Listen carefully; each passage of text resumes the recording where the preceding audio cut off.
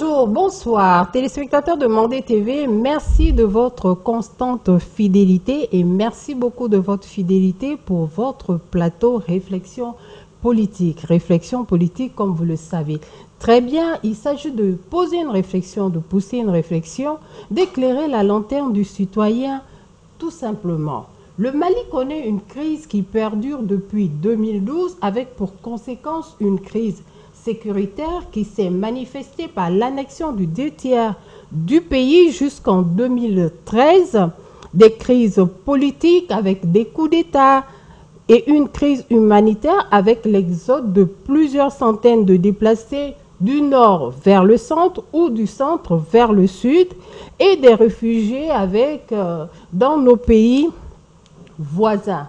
Cette réflexion du jour, on va la poser avec pour thème la situation d'insécurité dans la zone de Badiangara. Il s'agira pour nous, chers téléspectateurs de Mandé TV, avec nos invités, de savoir comment le centre du Mali a pu basculer dans la violence qu'on connaît aujourd'hui et surtout, quelles sont les pistes de solutions pour y remédier. Et pour pousser la réflexion aujourd'hui, téléspectateurs de Mandé TV, j'ai deux invités. Le premier invité est monsieur ou docteur Fodié Tandjigora. Il est sociologue, maître de conférence à l'Université des Lettres et des Sciences Humaines de Bamako. Docteur Tandjigora, bonjour. Bonjour. Bienvenue sur le plateau de Mandé TV. Merci pour l'invitation. Merci beaucoup de vous rendre disponible. Notre deuxième invité, téléspectateur de Mandé TV, est monsieur Marcelin Guinguéré. Il est le président du mouvement Le Mali qui bouge, ancien député dans la région de Koro, et il a fait un passage au ministère de la Réconciliation, pour ne citer que ça. Monsieur Marcelin, bonjour. Bonjour. Bienvenue sur le plateau de Mandé TV. Merci. Merci bien. Comme dit en introduction, vous avez entendu, le Mali connaît une crise, disons, qui a pris un certain degré dans les années 2012 à maintenant. La crise fut l'effet déclencheur en cette période de l'instabilité sécuritaire. Aujourd'hui, il faudrait faire une analyse de cette insécurité, surtout dans le centre du Mali. Quelle sera la vôtre s'il faut faire une analyse? Bien, merci donc pour l'invitation. En fait, pour ce qui concerne la situation sécuritaire à Mopti, de façon générale, et puis à Badiangara en particulier, il faut savoir que c'est l'enchevêtrement de beaucoup de situations. À telle enseigne qu'on ne peut pas évoquer une seule cause, mais c'est la conséquence conjuguée de beaucoup de facteurs. Facteurs sécuritaires en soi, facteurs écologiques, facteurs éducatifs, etc. Donc la situation était déjà fragile avant l'arrivée de l'insécurité sous sa forme actuelle. C'est-à-dire qu'il y avait des frustrations qui existaient déjà, n'est-ce pas? Lorsqu'on prend la zone inondée par exemple, il y avait aussi d'autres formes d'inégalité d'accès à la terre, il y avait beaucoup de choses, mais qui trouvaient des prises en charge sur le plan traditionnel grâce aux mécanismes de gestion, de prévention des conflits. Mais cela a montré ses limites avec les formes actuelles de conflits que nous avons au centre. Je pense qu'on aura l'occasion de revenir là-dessus, mais c'est la conjugaison de beaucoup de facteurs aujourd'hui, à tel point que c'est difficile souvent dans le langage courant que les individus fassent la différence entre ceux qui relèvent du terrorisme, des affrontements intercommunautaires ou ceux qui relèvent du banditisme résiduel. Donc tout est mélangé et ça reste encore le cas aujourd'hui. D'accord. Vous pensez que c'est le flou total aussi, comme dirait le professeur, le docteur? Oui, bon, moi je pense quand même qu'au niveau du pays d'Ogon, entre Griffes, la région de Badiangara, le problème s'est glissé après les accords au niveau du Nord. Lorsque il y a eu les accords du Nord en 2015? Oui. Ou bien avant ça, dans les années 90? Avant ça, il y avait des problèmes. D'accord. Mais les groupes armés terroristes sont rentrés au niveau du pays d'Ogon en passant par Badiangara. Ils ont quitté le Nord pour venir dans le centre. D'accord. Quand il y a eu l'accord, Il y a maintenant eu un peu d'accalmie là-bas et certains se sont glissés vers le centre. Ok. Alors c'est là qu'il y a eu des attaques des villages, des attaques un peu sporadiques, par-ci par-là, qui avaient commencé par la zone de Mondoro, qui est frontalière avec le Grand Nord. Et ça s'est glissé dans la région dans le cercle de Koro. Et là aussi, c'est des villages, des hameaux, des petites attaques entre bergers et villageois, qui s'est finalement transformé en conflit interethnique. Parce que vous trouverez que celui qui vient attaquer quitte un hameau, il est dans la brousse. Généralement, ceux qui sont dans la brousse sont les Peuls, et ceux qui sont sédentaires, ça c'est les Dogons. Et le terroir étant ainsi fait, ceux qui viennent attaquer viennent de l'extérieur, ils viennent attaquer dans le village et ils se replient dans la brousse. Donc ça crée l'amalgame pour dire que les Dogons sont en conflit avec les Peuls. Donc ça s'est glissé du nord au centre. D'accord, mais on a l'impression que c'est un peu plus récent que ça. Il y avait déjà toute cette rébellion-là, je crois bien, dans les années 80, 90 surtout, qui a beaucoup marqué pour parler.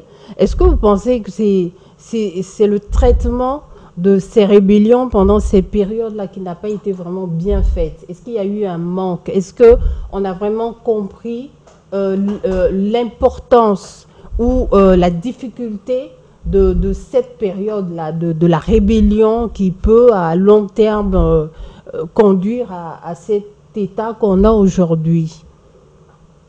Bon, je pense qu'en faisant la chronologie, effectivement, c'est une des conséquences de la non prise en charge de la question Touareg. Parce que depuis 1964, n'est-ce pas, depuis les toutes premières rébellions, on a l'impression que le contentieux n'est pas vidé. Et donc, la rébellion de 2012 a cette particularité que c'est une mosaïque d'acteurs. Ce ne sont pas que des groupes irrédentistes, mais ce sont aussi des narcotrafiquants, des djihadistes qui ont une autre idéologie. Ce n'est pas de l'argent, mais une pensée, une philosophie.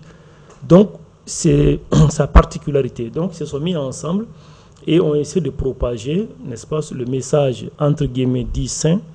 Donc, on ne peut pas séparer la situation actuelle des vagues de rébellion qui n'ont pas été épongées par le temps et dont la rébellion de 2012 constitue le paroxysme que nous avons vécu et que nous continuons encore à gérer les conséquences. Effectivement, le glissement s'est passé à partir de là. Voilà. D'accord. C'est pareil avec vous? Oui, la situation, c'est effectivement le fait que ça a été à moitié traité. Mais comment se fait-il aujourd'hui que depuis tout ce temps, parce que quand on entend, c'est quand même une histoire de au moins 40 ans.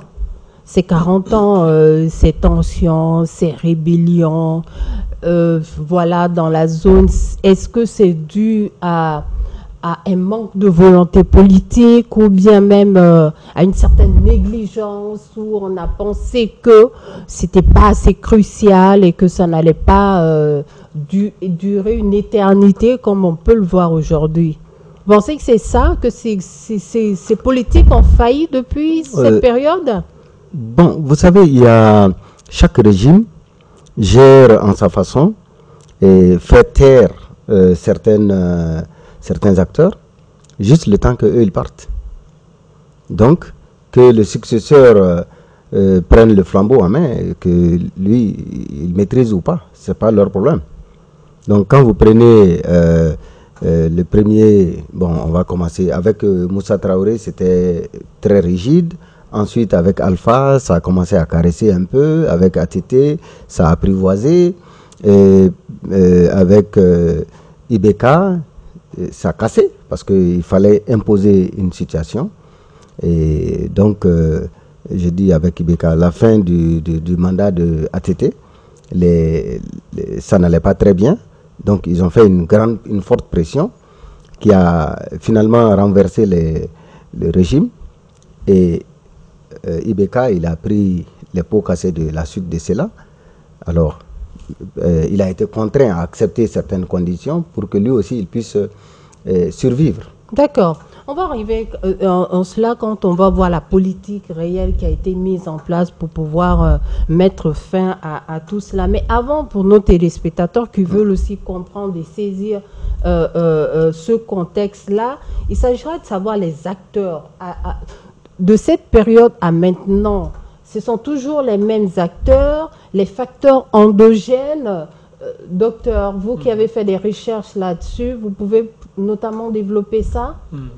Oui, en fait, si on regarde, pour ce qui concerne les acteurs, puisqu'on parle du centre, en fait, pour le centre, il n'y a pas eu par le passé des gens qui ont instrumentalisé, qui ont imposé la violence. C'est-à-dire que ce qui existait, c'était de la violence symbolique. C'est-à-dire qu'il y avait des gens qui avaient le pouvoir, qui agissaient, qui avaient des bons rapports avec le pouvoir central, qui pouvaient posséder des bétails ou qui possèdent des bourgoutières. Mais pour ce qui concerne le pays Dogon, c'était des paisibles paysans qui produisaient du mil, des échalotes, etc. Donc, mais si on prend le cas du Grand Nord, on sait que ce sont les mêmes hommes en armes, souvent qui se font succéder par leurs enfants, mais c'est pourquoi les accords que nous avons ne voient que des hommes en armes.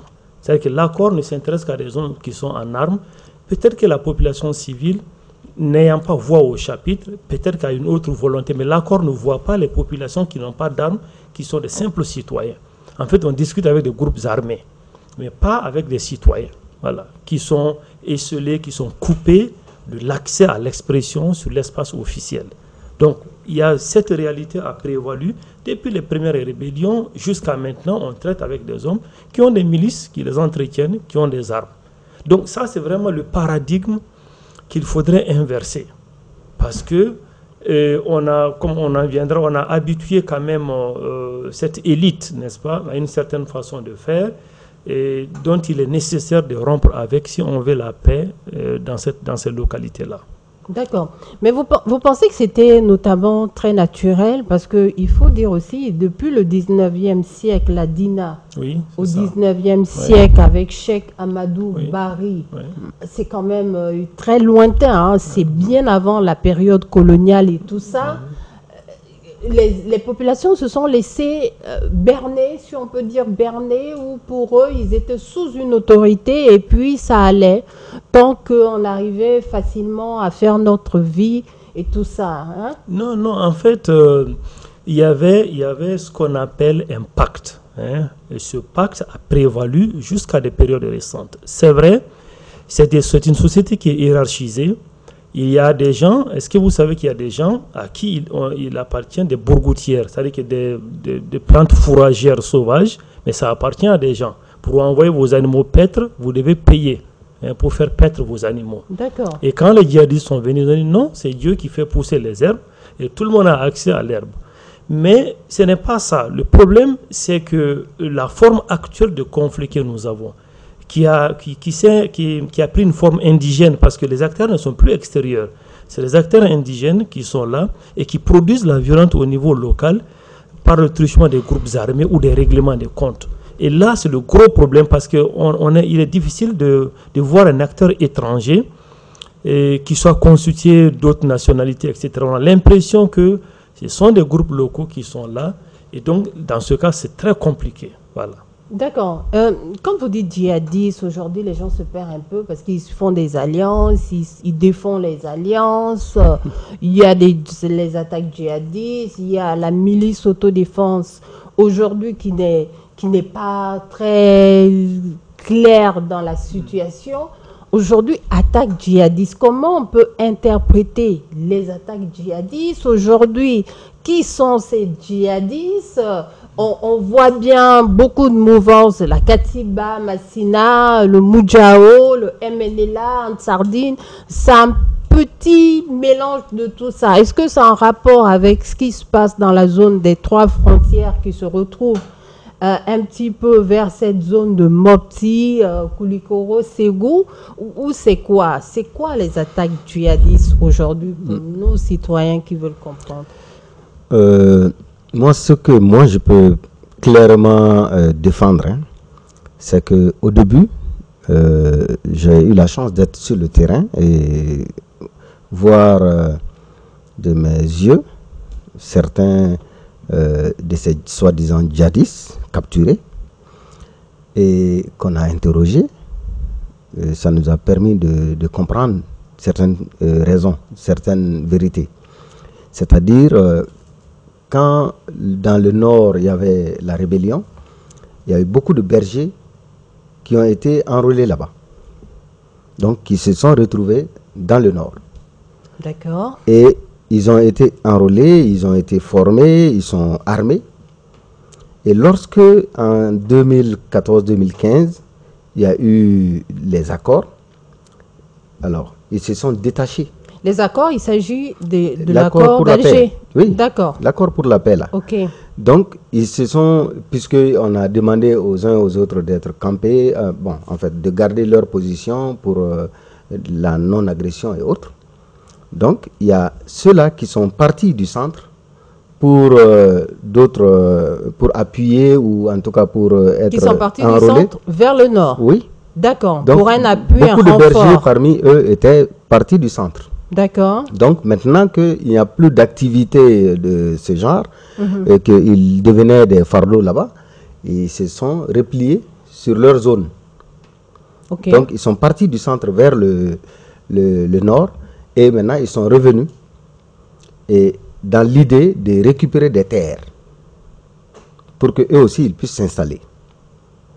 C'est pourquoi vous verrez que la chose a commencé du côté de Douanza, Mondoro, descendre jusqu'à dans la zone de Koro, de Koro, venir du côté de Bankas, se retrouver jusqu'à vers le Massina. Ça continue vers Sofara, Djéné et la zone du Massina. Donc c'est carrément une zone où l'élevage prospère bien, où il y a vraiment la verdure et tout ce qu'il faut. Donc Bandiagara, à l'époque, n'était pas du tout dans le plan de ces gens. C'était pour chasser ceux qui sont à la plaine, afin qu'eux, ils montent peut-être au niveau du plateau, afin que la plaine revienne maintenant à ces gens qui sont pour la plupart des bergers et qui voulaient occuper. Donc dans les langages des uns et des autres, on retrouvait cela. D'accord. Docteur Tandjikora. Ouais. Oui. Non, mais je suis d'accord, mais il faut quand même ajouter qu'il y a de ces bergers qui sont obligés à faire partie de ces groupes armés au risque de se faire déposséder. Parce que, bon, en plus de la dîme ou des autres prélèvements qu'ils font, souvent, pour être épargnés, certains bergers étaient quand même obligés de faire partie de ces groupes armés. Mais le déplacement progressif depuis la zone de Douanza jusqu'en remontant vers Bandiagara, ça s'est fait progressivement, bon, presque à l'insu de tout le monde, parce que moi-même j'ai enquêté, j'ai demandé les causes. Bon, l'incident qu'on évoque, c'est la tuerie d'un paisible habitant par un chasseur. Après, les représailles s'en sont suivies dans la zone de cour. Mais ça, c'est les souvenirs qui viennent aux gens. Mais en réalité, ça s'est fait presque à l'insu. Et ce sont les violences simultanées qui ont révélé l'existence d'un foyer de tension vers les zones de Bandiagara, Koro, Bankas. Après, le reste, c'est un enchaînement dont il faut documenter événement par événement. Mais il est difficile de créer un enchaînement logique. Par exemple, une idéologie derrière ou bien une façon de comprendre, voilà, comme c'est le cas des mouvements terroristes. Ce n'est pas un enchaînement comme tel, ce sont des événements qui se produisent, des règlements de compte, des braquages sur les axes routiers, etc., etc., compte tenu du fait que l'État n'est pas présent partout, le ratio sécuritaire est très faible. Donc on profite de tout ça. Il y a des bandits armés, il y a des groupes djihadistes, il y a des règlements de compte, il y a beaucoup de choses qui se passent. Donc il est difficile de trouver un enchaînement logique, quoi.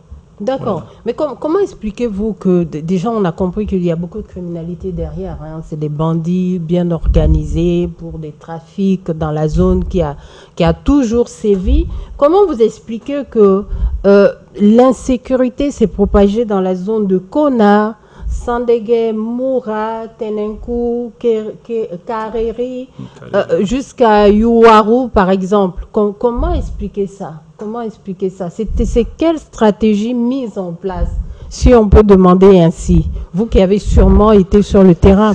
C'est bon, moi je pense que Konna, à partir de Konna, si vous venez du nord, à partir de Konna, vous rentrez vers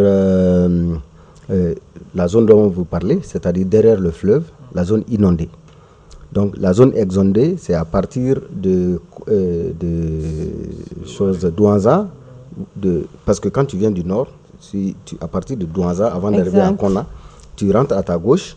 Maintenant, ça c'est la zone exondée. C'est là le pays de Gon. Et c'est là-bas, il y a la grande plaine aussi qui va faire frontière avec le Burkina Faso. D'accord. Vous voyez? Donc maintenant, à partir de Konna, quand vous descendez, vous venez, tu as Konna, Korianzé, Tenekou, Youarou, Kemassina, Dja, jusqu'à Nyono. Vous voyez? Cette zone-là, c'est la zone de Massina dont on vous parle. La Katiba, Massina est beaucoup... Avec le célèbre voilà, Amadou Koufa. Et Amadou Koufa, il a fait ses études coraniques au niveau du cercle de Koro. Amadou Koufa, il était à Briga. Donc, non loin de Koro, à peu près à 15-20 km de Koro. Il connaît très bien la zone exondée comme la zone inondée. D'accord, donc ce déplacement dans cette zone-là, c'est plutôt par rapport à la frontière avec le Burkina qui doit être un facteur assez important dans le trafic ou dans le djihad. Dans cette zone où c'est dû à quoi, vraiment? C'est surtout le pâturage. En fait, tout est venu, et quand vous allez remarquer, les gens ont effectivement instrumentalisé les bergers. Parmi les bergers, il n'y a pas que des peuls. Il n'y a pas que des peuls. Donc c'est pourquoi j'insiste sur le mot berger. Ok. Voilà. Maintenant, en faisant l'amalgame, on transforme berger en peuls. C'est vrai que les peuls sont majoritaires, mais ils ne sont pas forcément les seuls. Il y a toutes les ethnies qui vivent dans ces zones se retrouvent parmi les bergers. Et quand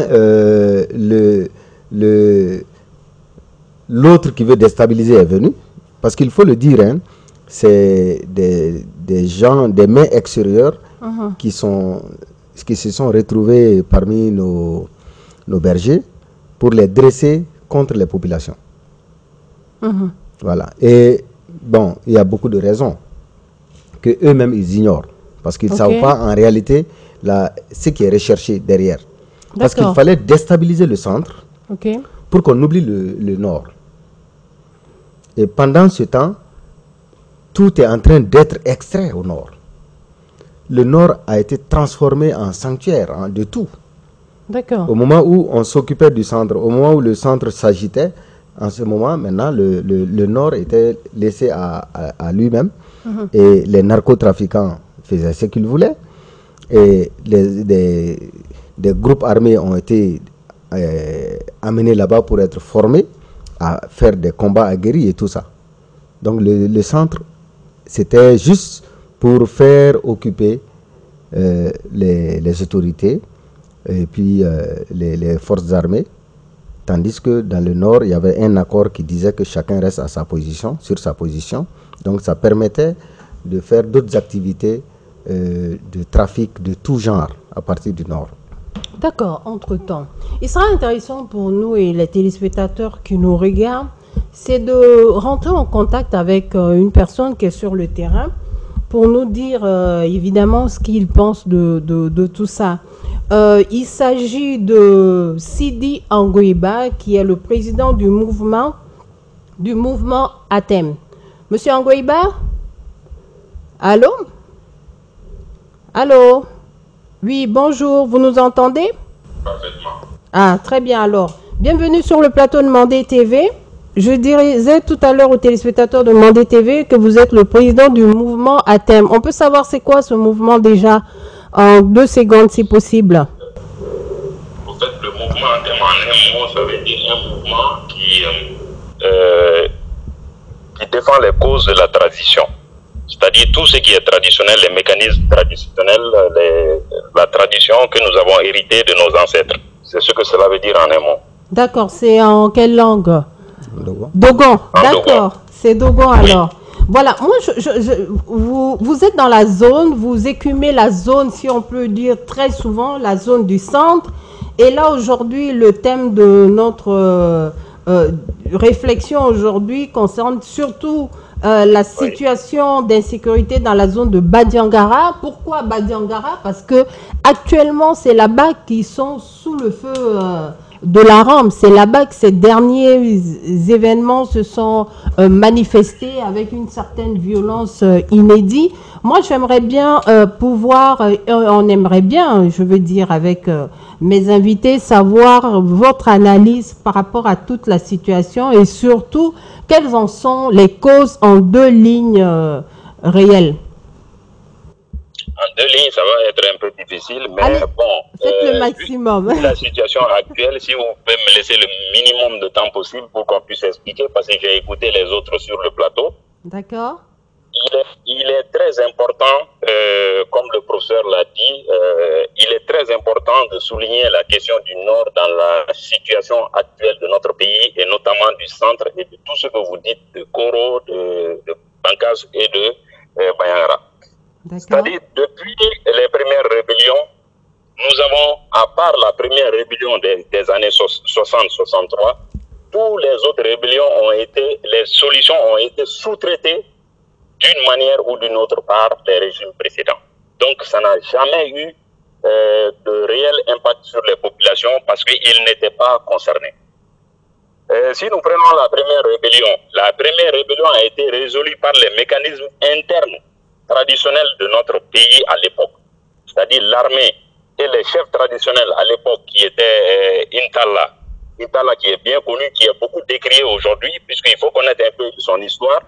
Et c'est lui qui a participé avec du côté de l'armée pour pouvoir faire taire les armes en son temps dans les années 60. C'est pourquoi dans son discours, Dibi Silas Diarra a dit « Nous ne les avons pas vaincus, mais nous les avons convaincus ».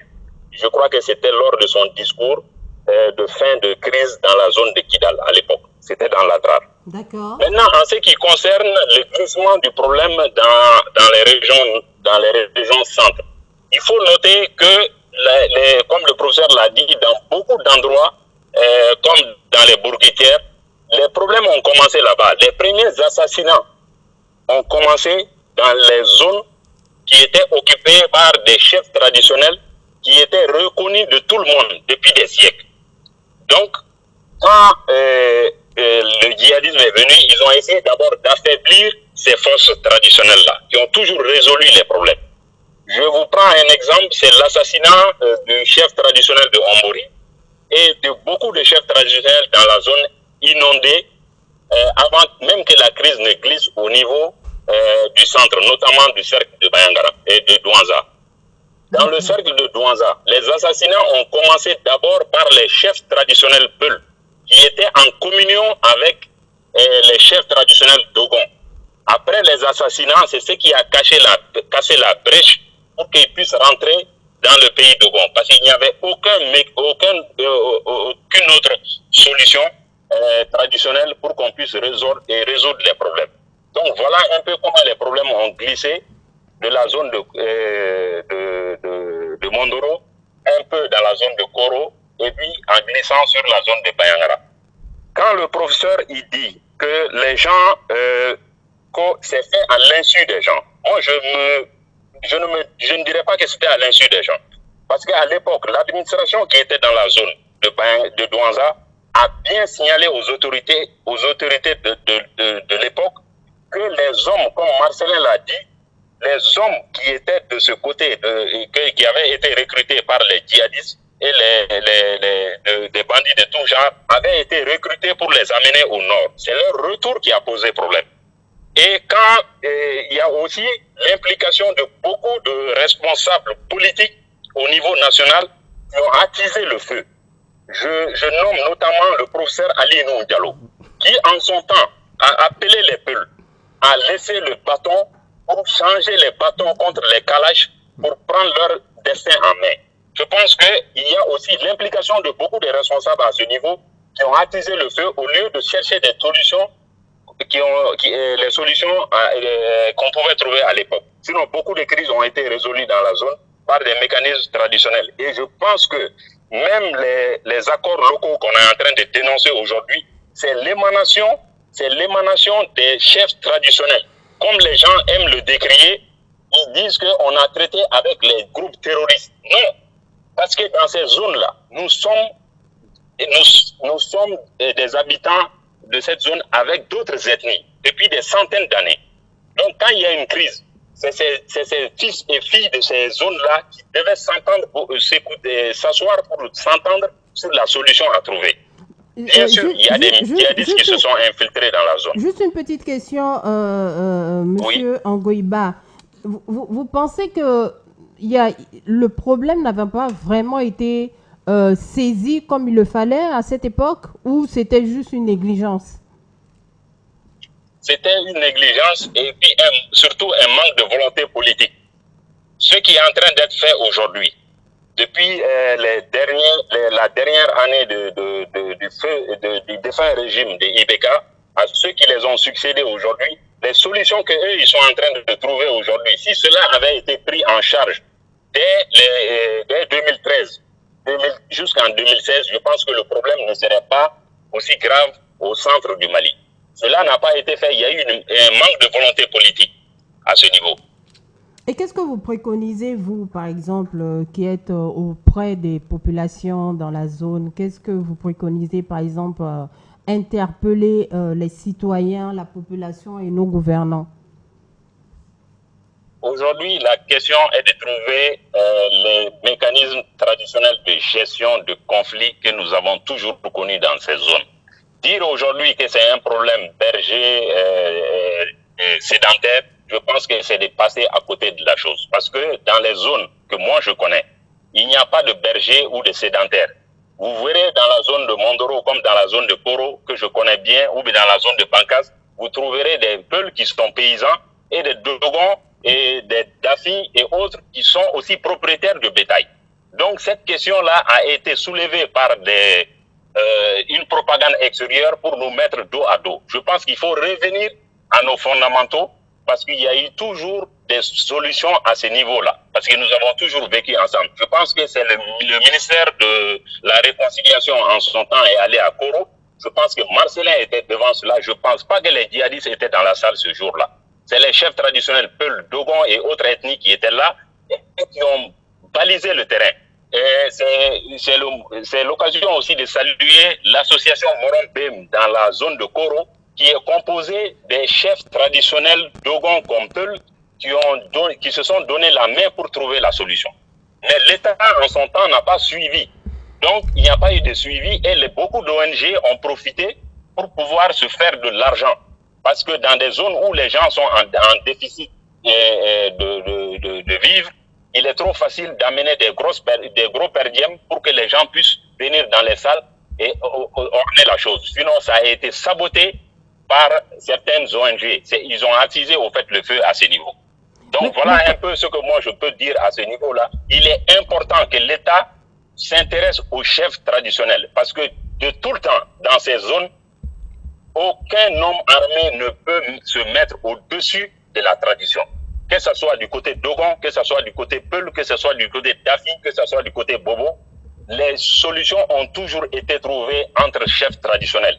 Mais aujourd'hui, nous avons vu la prolifération de beaucoup de groupes armés qui aujourd'hui sont en train de mettre en difficulté même l'existence de notre patrimoine commun qui est la tradition et les chefs traditionnels.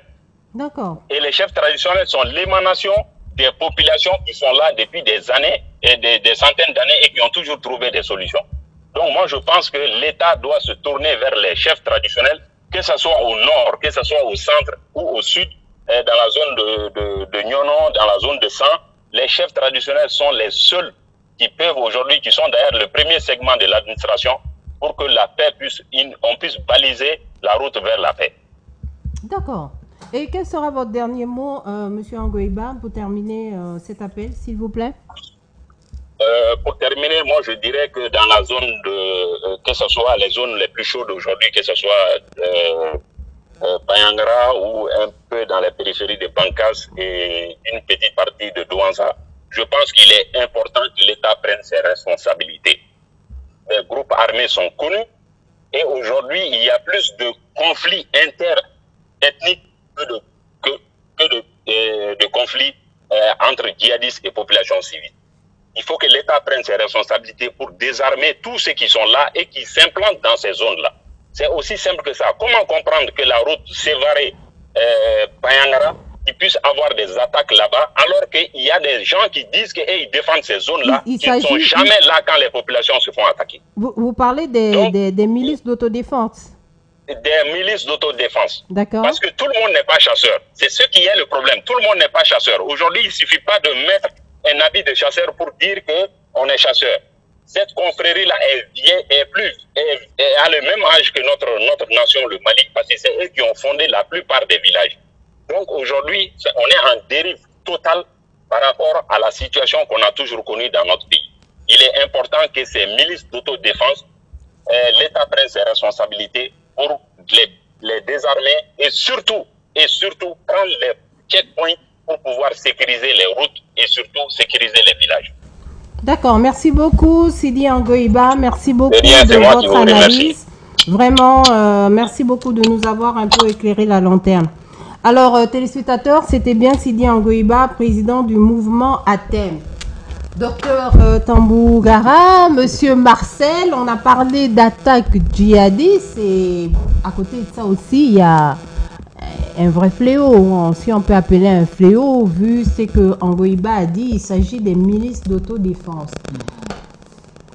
Docteur. Oui, bon, en fait, il a dit beaucoup de choses, mais avant, je voudrais rebondir sur la question des mécanismes traditionnels.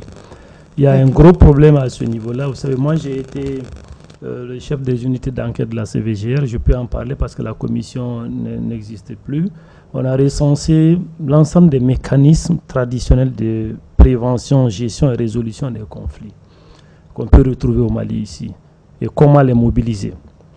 Donc, il existe des mécanismes, mais le principal dénominateur, le principal problème à tous ces mécanismes, c'est que on est en face des gens qui ne comprennent pas ou qui n'adhèrent pas à ces mécanismes-là.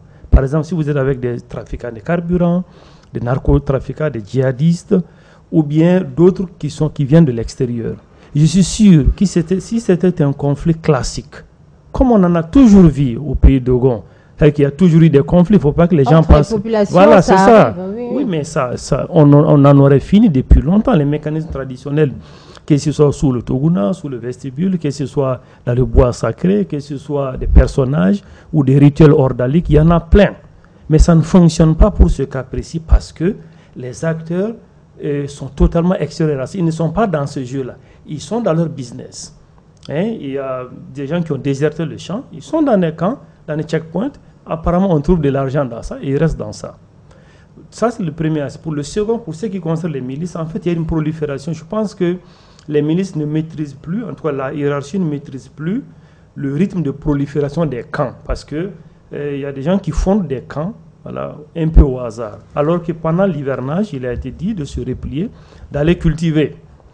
Bon, certains le font, mais pas tous. Donc, il reste pour prélever plus ou moins de façon officielle ou pas, en tout cas des montants, soit au bon gré, mais je sais que les gens ont peur et donnent de l'argent. Il y a aussi des gens qui profitent du fait qu'ils sont dans la milice pour procéder à des règlements de comptes pour des vieux conflits. Par exemple, depuis 1995, vous nous avez retiré tel champ, le commandant vous a donné avis favorable. Donc, ils règlent des conflits sous la couverture aussi, n'est-ce pas, de ces milices d'autodéfense. Donc, c'est pourquoi les mécanismes traditionnels, oui, c'est une bonne chose, mais en fait, ça a du mal à prendre dans un contexte où les gens sont là pour faire du profit. Ils ne sont pas là pour régler pacifiquement des messages. Voilà. D'accord, ça c'est concernant la milice. Monsieur Marcel. Oui. Oui, la milice, c'est un gros débat aujourd'hui. On a toute une confusion Parce que dans cette zone-là, les milices d'autodéfense, on voit au Burkina qui se mobilisent. On en a vu vers la Côte d'Ivoire. Cette zone-là, les populations vont et viennent. La milice aujourd'hui, qu'est-ce qu'il faut comprendre? Merci. Je pense que je suis assez bien placé pour parler de ces... Bon, en fait, il s'agit de Dana Massagou. Il ne faut pas tourner autour du pot. Parce que dans tout le pays d'Ogon, il n'y avait que Dana Massagou. Dirigé le côté, bien sûr, armé. Il n'y avait que Dana Massagou. Oui. Il y avait d'autres avant, mais ils n'avaient pas assez d'ampleur. Non, milice Dogon. Dogon. Il n'y avait que Dana Massagou. Que Dana Massagou. C'est après que Atem est venu. C'est le deuxième. Voilà, Dana Atem. Il y a Dana Amakene. Et il y a Donc, Dana Massagou en premier, Dana Atem en deuxième, Dana Akene en troisième. Voilà. Ok, ensuite... Voilà, maintenant, il y a aussi des milices Peul qui existent. Oui. Parce que j'ai eu la chance quand même d'être porte-parole de Dana Massagou, de sa création jusqu'à pendant 2-3 ans, j'étais là. Je connais un peu comment ça fonctionnait et pourquoi on a créé d'ailleurs Dana Massagou. C'était pour sécuriser nos villages.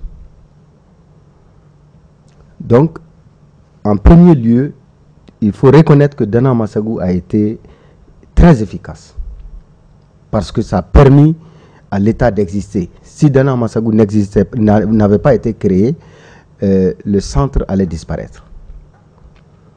Au premier moment, vraiment, ça a bien fonctionné. C'était un appui à l'État en ce moment et ça fonctionnait. Très bien fonctionnel. Maintenant, avec l'évolution, Dana Massagou a été infiltré. Il a été infiltré par des gens qui sont venus de partout. Il suffisait seulement de porter la tenue des chasseurs. Les chasseurs. Tu te retrouvais parmi eux. Tu as une arme, tu viens. Tu as une moto, tu viens. Alors, d'autres types de personnes... On t'accepte. Oui. Okay. D'autres types de personnes se sont retrouvées parmi les chasseurs et ont transformé les chasseurs-là en brigands et en bandits armés. Parce que le chef, tu es là, il n'est pas sur le terrain, il ne peut pas maîtriser tout le monde, il ne peut pas contrôler tout le monde. D'autres, comme le docteur vient de le dire, ils sont dans le grand groupe tout de suite, ils se voient dans une position, ils créent un autre petit camp et ils se retirent avec 2, 3, 5, 6 personnes. Ils forment un gang et ils restent dans cette zone pour ratisser, pour aller faire des raquettes, pour vraiment faire des dégâts. Et de la criminalité. De la criminalité. Okay. Parce que certains sont venus pour faire de la criminalité, au moment où d'autres étaient des vrais chasseurs. En réalité, il y a des vrais chasseurs. Dans la déontologie des chasseurs, il y a des pratiques qu'on ne peut pas faire. On ne peut pas tuer un humain comme ça. Encore moins les femmes et les enfants. C'est interdit chez les chasseurs. Mais il y a eu des pratiques où on a vu des façons de tuer qui existaient dans les pays où il y avait des grands conflits comme la Sierra Leone, le Libéria, en Côte d'Ivoire avec les trucs. Et il faut se dire certaines vérités, c'est que Dana Massagou a été débordé. Il y a n'importe qui dedans. Et Toloba, en tant que premier responsable, il va s'assumer parce que les gens font ces exactions sous le couvert de Dana Massagou. Et quand vous prenez aujourd'hui la zone de Bayangara, cette grande insécurité, les gens ont beaucoup peur de le dire. Parce que quand tu prononces le nom de Toloba, c'est un danger pour les gens. Quand tu dis que Toloba a fait ça ou Toloba a fait ça, ou un chasseur a fait ça, les gens vont transformer ça pour lui dire. Et sous couvert toujours de son nom, ils vont se débarquer pour aller attaquer tes parents, ou bien toi-même, ou bien ton village, des trucs comme ça. Donc c'est devenu un grand danger. Et l'attaque sur la RN15, qui est la route de Bayangara jusqu'à Korola. Qu'est-ce qui fait ça? Nous, on a été là, on a causé, on a discuté avec beaucoup d'acteurs. Et on s'est rendu compte que seuls ceux qui sont pas Peul circulent sur la route. À un moment donné, dans la zone de Douanza et Koro et Banyangara, c'est les deux zones. Petaka, par exemple, si tu es Peul, on te descend. Dans d'autres zones aussi, si tu es Dogon, on te descend. Donc, les Peul ont fait leur jackpoint. Si vous nous tuez, nous aussi, on vous tue. Des no-go zones pour certaines communautés. Vous êtes dans notre zone. Donc, ici, c'est Peul. Si tu es Dogon, tu ne passes pas. Là aussi, c'est un checkpoint Peul. Dogon. Si tu es Peul, tu ne passes pas. Donc, il n'y a que des vengeances et des vengeances entre les uns et les autres. Moi, je pense que ça, c'est simple de régler. C'est juste asseoir les uns et les autres. On ne se touche pas entre nous. Laissons les gens passer. Et dans Banyangara, et sur la route de Banyangara, nos enquêtes ont clairement dit, tant que les Peuls ne circulent pas sur la route, on est sûr que dans les véhicules qui circulent, il n'y a pas de Peuls. Donc, si nous, on ne circule pas, vous aussi, vous ne circulez pas. Les attaques, là, c'est juste pour ça. Et les gens qui sont sur la route ne peuvent pas, en réalité, sécuriser la route. Il faut qu'on se dise cette vérité. Nos chasseurs, là, ils ont fait ce qu'ils peuvent faire. Ils sont au bout de leur effort. Ils ne peuvent plus. C'est trop fort pour les chasseurs. La seule solution, là, qui est là, il faut que les routes, là, soient dégagées. Si l'armée ne peut pas sécuriser les routes, ce ne seraient pas les chasseurs qui pourront les sécuriser. Il faut que ça soit compris par les chasseurs. Sinon, non seulement ils vont se faire tuer, et à cause d'eux, les villageois aussi seront tués. Parce qu'on pense que l'autre ennemi pense que ce sont les villageois leur force. Donc, quand ils vont faire lever les villages, les chasseurs ne vont pas être là. Donc, c'est ce qui fait que la présence des chasseurs attire les terroristes. Je vais aussi parler un peu de Zakor, Akoro, l'autre. Angoiba vient de le dire. Personnellement, j'ai été de ceux-là qui ont vraiment bossé pour qu'il y ait des accords. Ça a marché à Koro. Et pourquoi ça ne marche pas ailleurs? C'était pire que Banyangara actuellement. Les tueries qui ont eu lieu à Koro, on ne peut pas compter non plus. Mais ça n'a jamais été médiatisé. Nous n'avons pas voulu. Parce que les médiatisations de façon négative créent d'autres amalgames. Les gens se lèvent seulement, ils montent sur les réseaux sociaux. Il y a eu, les djihadistes sont dans tel village, ils ont fait ceci, ils ont fait cela. Parfois, l'armée vient, il n'y a rien. On déploie des gros moyens pour venir. Parce que tout simplement, on a fait des alertes. On vient trouver que c'est des fausses alertes. Donc, du coup, l'armée se dit, mais ces gens-là... Même quand il y a du vrai, voilà. Quand il y a du sérieux, on pense toujours que c'est les mêmes trucs. Et parfois, les gens font des trucs sur les réseaux, tu vas trouver que c'est les ennemis qui font cette propagande et ce sont les populations qui vont encore aider les ennemis à faire passer les messages et l'armée prend la route pour y aller et trouve l'embuscade devant. C'est une guet-apens alors. On tue les militaires. Okay. Donc vous voyez que les populations participent à exposer l'armée malienne. Et de l'autre côté, les forces de choses, les chasseurs exposent eux aussi les populations. Leur présence expose les populations. Et dans certains cas encore, c'est entre Dogon et Dogon. Aujourd'hui, le problème n'est pas trop entre les Peuls et les Dogons. Hein. Entre Dogon et Dogon. C'est entre Dogon et Dogon. Même communauté. Les gens ont des antécédents. À l'époque, ton grand-père et mon grand-père, il y a eu telle chose. Maintenant, moi j'ai les armes. Mon père me souffle qu'il y a eu ça. Je vais pour payer ma dette. Ou des problèmes de femmes. À l'époque, j'ai dragué cette femme, je ne l'ai pas eue. C'est toi qui l'as eue. Je viens chercher ma femme. Parce que j'ai mon arme. Il y a eu trop de prolifération d'armes qui ont exposé les gens.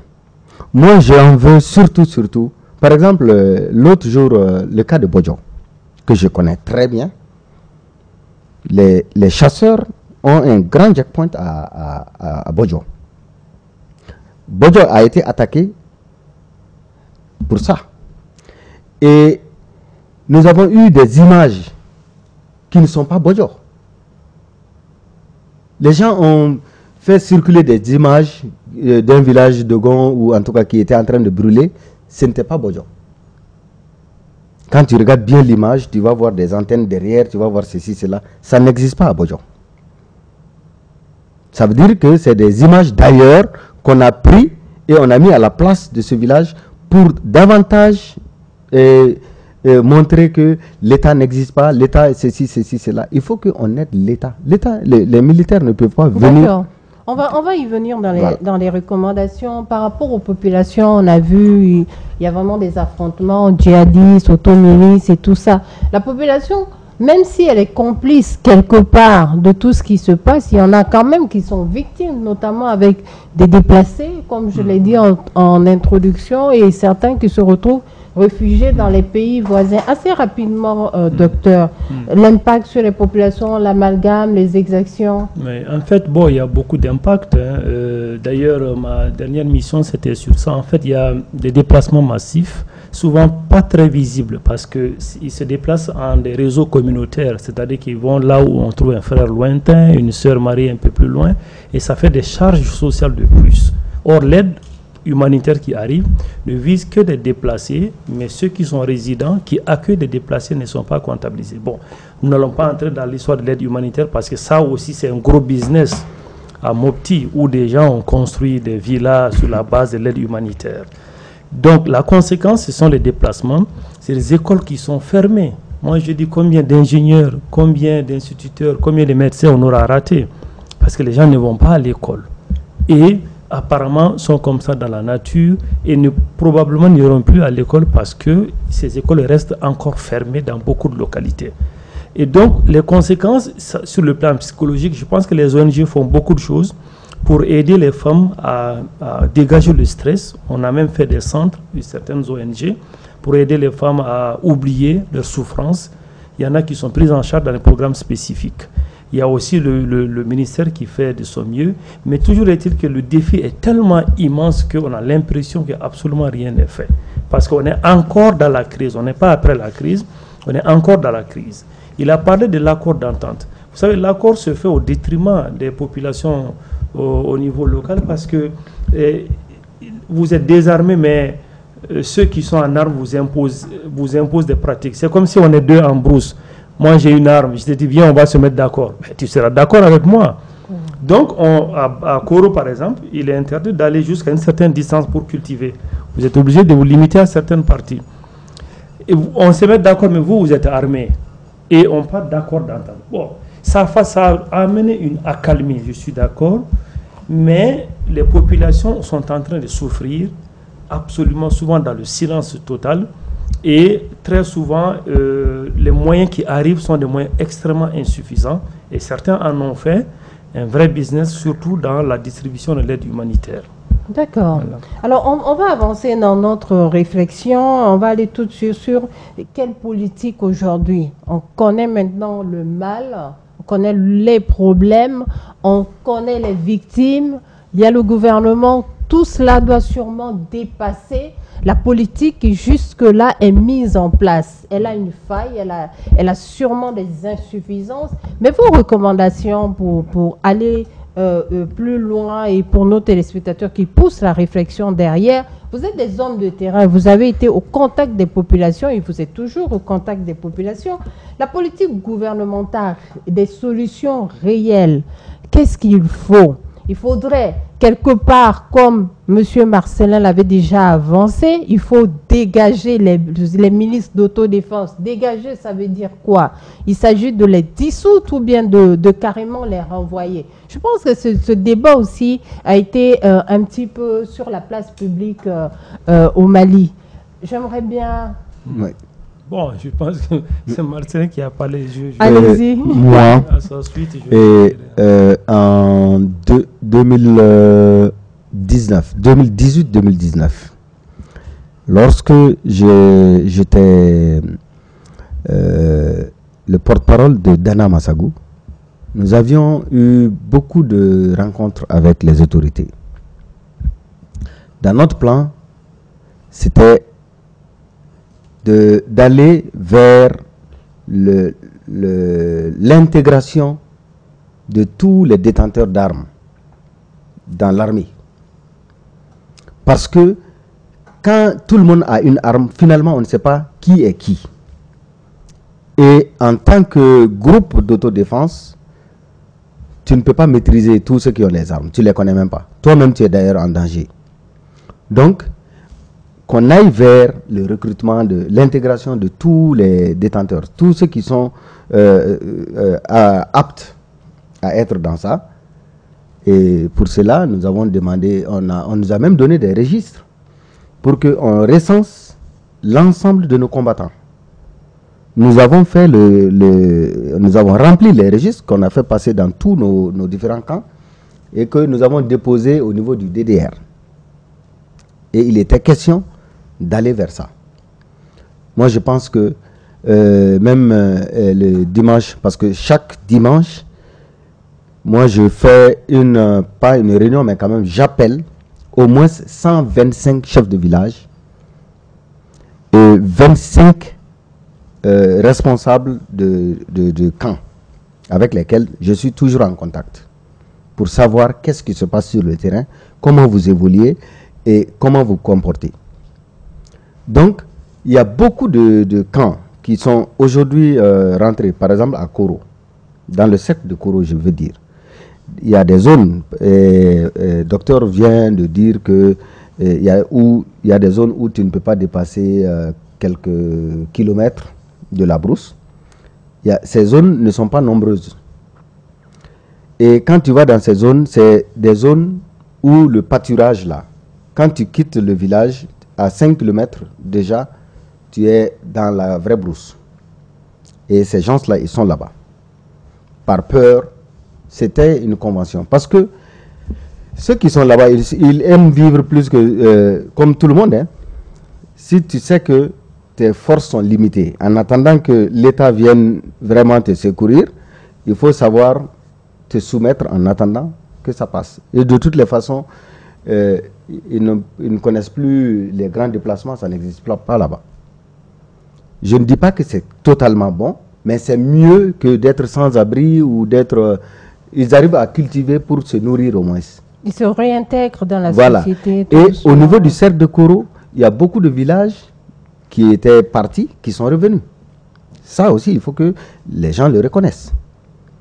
Beaucoup sont partis en 2017-2018, mais en 2020, 2021, 2022, 2023, petit à petit, les villages ont commencé à revenir et ils ont formé leur village. Donc, pour dire que les milices, ou je n'aime pas le terme milice, souvent, les groupes d'autodéfense qui sont là-bas, qu'on les fasse asseoir, qu'on leur donne un ultimatum. Il faut que l'État prenne ses responsabilités. Pas quelqu'un d'autre que le militaire. On donne l'ultimatum d'ici tel jour ou d'ici tel mois que tous ceux qui veulent aller dans l'armée, en tout cas qui sont détenteurs d'armes, par exemple ceux qui sont par cercle, il y a déjà maintenant des camps militaires. Ceux qui sont par exemple dans la zone de Koro, vous allez au camp de Koro. Tous ceux qui veulent venir dans l'armée. Si tu ne veux pas venir, tu amènes ton arme. Si tu veux venir, tu viens avec ton arme. Parce que sinon, l'État va prendre les dispositions pour traquer partout où ils sont tous les détenteurs d'armes. Tant qu'il y a plusieurs types d'armées, ça ne marche pas. Donc, l'État, ceux qui sont, nous, ce qu'on avait convenu, ceux qui sont par exemple dans Dana Massagou, Dana Atem et autres, vont amener tous leurs militants, tous leurs combattants. On va les enrôler. Et ils peuvent, en tant que militaires en ce moment, être au service de la zone. Puisqu'ils connaissent bien la zone, ils vont être avec les autres militaires qui vont les encadrer. Peul comme Dogon, tous ceux qui veulent rentrer vont venir avec leurs armes et on les prend comme tels. mais pas de groupe d'autodéfense qui est laissé à lui-même, qu'on ne peut pas contrôler, et grâce auquel il y aura des groupes de malfaiteurs, de malfrats qui vont se retrouver sous couvert de on ne sait pas quoi. Donc, vraiment pour éviter ça, que seule l'armée malienne soit détentrice d'armes de guerre sur le terrain. Merci beaucoup, M. Marcellin. Alors, bon, en termes de solution, en fait, je dis chaque fois qu'il n'y a pas de solution globale. Il faudrait traiter les solutions, il faudrait traiter le problème de façon ponctuelle. La question des milices, il faudra la résoudre à part, n'est-ce pas? La question humanitaire également. Ensuite, la présence même de l'armée, la présence effective de l'armée sur tout le territoire. Vous savez, notre gros problème, c'est le ratio sécuritaire, avec le nombre de FDS par rapport à la population. Nous avons un territoire extrêmement vaste. Ça a fonctionné par le passé parce que les chefferies traditionnelles résolvaient beaucoup de problèmes en amont. Et on n'a pas besoin de voir un gendarme, même pas un gendarme par an, ne passe dans certains villages. Dans beaucoup de villages derrière, il n'y a pas de force de défense qui passe par là-bas. Donc, ça, c'est une de nos spécificités. Alors, en termes de solutions, d'abord, il faudrait, même si on doit enrôler les gens, parce que ça aussi, ça a un effet pervers. Parce que, bon, peut-être qu'il y aura des glissements, d'autres éléments, ou bien des gens vont s'engouffrer qui ne sont pas de la milice, qui possèdent quand même une arme. En fait, peut-être qu'on n'aura pas les vrais acteurs dont on a besoin. Donc, on peut les sélectionner sur d'autres bases, peut-être qui sera définie, mais pas tout simplement avoir une arme. La chose suivante que je voulais ajouter, c'est que aujourd'hui, l'État malien s'est procuré de beaucoup d'armements. Mais je pense qu'aujourd'hui, l'accent doit être mis sur le développement de ces zones-là, tracer les routes. Peut-être qu'avec une bonne route, des opportunités, avec l'acheminement des marchandises, des opportunités, le va-et-vient, peut-être que beaucoup vont se mettre à travailler et à développer d'autres activités. Le tout sécuritaire ne suffit pas pour vaincre le fléau que nous avons aujourd'hui. Il faut nécessairement l'accompagnement des actions de développement, il faut nécessairement l'accompagnement de dialogue communautaire et humanitaire, sinon le tout sécuritaire ne suffira pas malheureusement. D'accord, merci beaucoup. Et je tiens à souligner par ici, parce que depuis cette prolifération de la crise en 2012, il y a quand même eu une récession économique. L'économie locale a perdu 25%, ce qui équivaut à presque 20 milliards pour cette zone-là. Il y avait du tourisme, il y avait beaucoup d'activités agricoles, la pêche et l'élevage notamment. Et je pense qu'il fait aussi défaut. Chers invités, merci beaucoup pour votre apport à la réflexion d'aujourd'hui. Nous arrivons pratiquement à la fin. Je vais vous demander votre dernier mot. Marcellin, Monsieur Marcellin. Mon dernier mot, c'est la paix. La paix et la paix. Par rapport à Banyangra, il ne faut pas que les gens tombent dans le piège. Ce qu'on a constaté est très très alarmant. Des gens sont payés pour se promener de village en village, 4-5 motos se promener pour venir dire bon, si on passe ici, demain si on revient vous trouver, on va vous faire ceci ou cela. C'est ce qui est en train de faire bouger les gens. On affole, on truc les gens, on les incite à se déplacer de tort à travers, parce que c'est une zone qui est infiltrée, sérieusement infiltrée, et je sais de quoi je parle. Il y a beaucoup d'étrangers qui sont dans la zone actuellement. D'accord. Donc vraiment, c'est pour appeler les populations à beaucoup de vigilance. Et c'est pour inviter nos supermans sur les réseaux sociaux à vraiment analyser bien les choses avant de les partager n'importe comment. Il y a de ces informations qu'on ne doit pas partager. Et ceux-là qui sont en train d'utiliser ces réseaux sociaux connaissent parfaitement bien les adresses de qui de droit pour que des dispositions soient prises. Quand vous faites des alertes d'une manière, l'ennemi est plus alerté. Donc on ne peut plus le coincer. Quelqu'un vient, ils viennent à 4-5, ils font pop, pop, pop, pop, le village est alerté, les gens sont comme ça. Vous mettez ça tout de suite sur les réseaux sociaux. Le temps que l'avion ne vienne, les gens disparaissent. Donc on a vu beaucoup de cas comme ça. C'est pour inviter, surtout les réseaux sociaux contribuent à dégrader la situation. Vraiment, il ne faut pas qu'on soit à Bamako ici à l'aise et de par nos comportements déranger nos parents qui sont au village, qui ont besoin d'un peu de quiétude. Ils ont accepté de souffrir pour nous qui sommes ici. Donc acceptons aussi de faire l'effort de ne pas les pousser à la désolation. Merci, monsieur Marcellin, docteur. Oui, bon, à sa suite, hein, sur le cas des réseaux sociaux, ce que moi je dis aux citoyens, c'est de ne pas relayer des informations qui ne sont pas fondées. Parce qu'en relayant, vous propagez la peur, mais aussi vous constituez déjà comme un acteur de diffusion de l'information, surtout sur des groupes WhatsApp ou encore sur d'autres réseaux. La deuxième chose, c'est à l'endroit de l'État. En fait, quand on dégage des groupes armés ou des djihadistes ou des narcotrafiquants, et quand l'armée se replie, bien, les mêmes acteurs viennent réoccuper l'espace. Donc il faudrait occuper de façon effective le territoire. Parce que le pouvoir, ce n'est pas théorique. Et comme je le dis souvent, le pouvoir, c'est son expression réelle et pratique. Donc quand vous occupez un territoire, il faut l'occuper de sorte que les services sociaux de base reviennent et que l'activité reprenne. Mais il y a beaucoup de territoires qui ont été conquis. Une fois l'armée repliée, les mêmes acteurs reviennent dans la localité. Donc c'est vraiment regrettable à ce niveau-là. D'accord, merci beaucoup téléspectateurs de Mandé TV. Nous arrivons à la fin de notre réflexion du jour qui a pour thème la situation d'insécurité dans la zone de Badiangara. Pour pousser la réflexion, nous avons deux invités. Il s'agit du docteur Tandji Goura Fodé. Il est sociologue, maître de conférence à l'Université des Lettres et des Sciences Humaines de Bamako. Monsieur Dr Tandji Goura, merci beaucoup. Je vous en prie. Merci beaucoup pour votre contribution. Notre deuxième invité est monsieur Marcellin Genguéré, président du mouvement Le Mali qui bouge, ancien député dans la région de Koro. Et il a fait aussi un passage au ministère de la Réconciliation. Monsieur Genguéré, merci beaucoup. Merci beaucoup. De votre contribution. Merci beaucoup.